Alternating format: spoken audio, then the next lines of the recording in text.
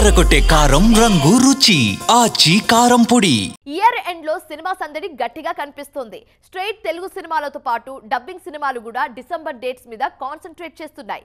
వీటిలో కొన్ని డబ్బింగ్ సినిమాలు తెలుగు సినిమాల కలెక్షన్స్ ను కూడా ఎఫెక్ట్ చేస్తాయన్న అంచనాలు ఉన్నాయి.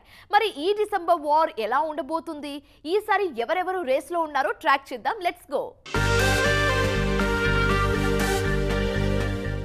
డిసెంబర్ అనగానే అందరికీ ముందుగా గుర్తొచ్చే సినిమా అఖండ 2.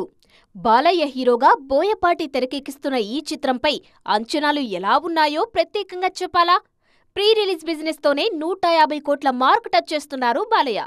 డిసెంబర్ 15న సోలోగా తాండవమాడేందుకు వస్తున్నాడు అఖండ.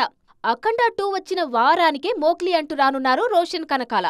ఈ సినిమా డిసెంబర్ 12న రిలీజ్ కానుంది. డిసెంబర్ 25 డేట్ మీద హెవీ రష్ కనిపిస్తోంది. Adivi Sesh dacoit Christmas date lock చేసినా వాయిదా పడేలా కనిపిస్తుంది.